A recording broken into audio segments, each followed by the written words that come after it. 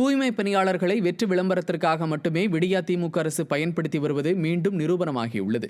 திருவள்ளூர் மாவட்டம் திருத்தணி நகராட்சியில் தூய்மை பணியாளர்கள் வெறும் கையால் குப்பைகளை அள்ளும் அவலநிலை உள்ளது. 6வது வார்டில் நகராட்சி சார்பில் குப்பை வண்டிகள் அமைக்கப்படாததால் பொதுமக்கள் திறந்த வெளியில் குப்பைகளை வீசிவிட்டு செல்கின்றனர்.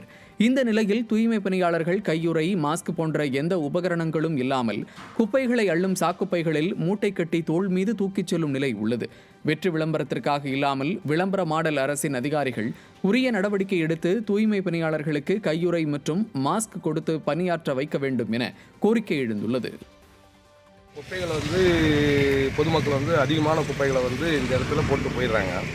துப்புரவு பணியாளர்கள் ஒரு மாதமாக நான் பார்த்துட்டு இருக்கிறேன். கையில் க்ளவுஸ் கிடையாது. திருத்தணி நகராட்சியுடைய சூப்பர்வைசரும் சரி, எஸ்ஐ சரி, பராமரிப்பு இல்லாமல் எங்கே பார்க்கறது கிடையாது. அந்த வார்டுலையுமே எல்லா இடமும் குப்பைகள் அதிகமான நிலைமையில் இருக்கிறதுனால இந்த துப்புரவு பணியாளர் 1.5 மாதம் வேலை செய்யும்போது அந்த அம்மா ஒரு மூட்டையை தூக்கின்னு போவோம் கையில் வச்சுன்னு போயிருக்கிறாங்க. திருத்தணி நகராட்சி என்ன தான் பண்ணுதுன்னே தெரியல. இந்த அதிகாரிகளும் என்ன செய்கிறாங்கன்னு தெரியல. திருவண்ணாமலை மாவட்டம் ஆரணியில் பழுதாகி நின்ற அரசு பேருந்துக்கு மாற்று பேருந்து இல்லாமல் பயணிகள் கடும் சிரமத்திற்குள்ளாகினர். புதன்கிழமையன்று இரவு ஆரணி டவுன் பழைய பேருந்து நிலையத்திலிருந்து செய்யாறு நோக்கி சென்ற நகர பேருந்து பாதி வழியிலேயே பழுதாகி நின்றது. அங்கிருந்து பேருந்து பணிமனைக்கு கொண்டு செல்லப்பட்டது. பின்னர் நீண்ட நேரமாகியும் பயணிகளுக்கு மாற்று பேருந்து இயக்கப்படவில்லை. இதுகுறித்து விளக்கம் கேட்ட பயணிகளை நடத்துனர் உதாசீனமாக பேசியதால் ஆத்திரமடைந்த பொதுமக்கள் வாக்குவாதத்தில் ஈடுபட்டனர். ஸ்டாலின் அரசு போதிய அளவு புதிய பேருந்துகளை வாங்காததால் தமிழகத்தில் போக்குவரத்து பாதிக்கப்பட்டுள்ளது. மேலும் பழைய ஓட்டை உடைசலான தகரடப்பா பேருந்துகளை இயக்கி பெண்களையும் பொதுமக்களையும் அவதிக்குள்ளாக்குவதுதான் ஸ்டாலின் அரசின் விடியல் பயணத்தின் லட்சணமா என பொதுமக்கள் அதிருப்தி தெரிவிக்கின்றனர். நாங்கள் எங்கள் அம்மா வீட்டுக்கு ஆரணிக்கு இடத்துல டவுன் பஸ் ஏறணும் இங்கே டிப்போ பாதி வெளியே நிறுத்திட்டாங்க. ரிப்பேர் ஆயிடுச்சு. நாங்கள் எப்படி போகிறது? குழந்தைங்களாம் தனியாக இருக்காங்க. செய்யறல வெறிய பொம்பளை பசங்க 4 பேர் தனியாக இருக்காங்க. எங்களுக்கு உடனே பஸ்ஸு கிடைக்கணும். சென்னை கோயம்பேடு 100 அடி சாலையில் ஓட்டுநரின் அலட்சியத்தால் சாலையில் மழைநீர் வடிகால் கழிவுகள் கொட்டப்பட்டதால் வாகன ஓட்டிகள் கடும் அவதியடைந்தனர். மழைநீர் கழிவுகளை ஏற்றி வந்த சென்னை மாநகராட்சி வாகனத்தின் கதவுகள் சரியாக மூடப்படாததால் சாலையில் கழிவுகள் கொட்டப்பட்டது. இதன் காரணமாக கோயம்பேடு அண்ணாநகர் மார்க்கத்தில் பயணித்தோர் கடும் இன்னலுக்கு ஆளாகி விபத்திற்காளாகும் நிலை ஏற்பட்டது. போக்குவரத்து காவலர்கள் இதை கண்டுகொள்ளாத நிலையில் இதை கண்ட ஆட்டோ ஓட்டுநர் ஒருவர் விபத்தை தடுக்கும் வகையில் போக்குவரத்தை ஒழுங்குபடுத்தியுள்ளார். விளம்பர மாடல் ஆட்சியில் மழைநீர் வடிகால் பணிகள் முறையாக நடைபெறாத நிலையில் அலட்சிய போக்கால் கழிவுகள் சாலையில் கொட்டப்பட்டு இன்னலை ஏற்படுத்தியுள்ளதாக மக்கள் கண்டனம் தெரிவித்திருக்கின்றனர்.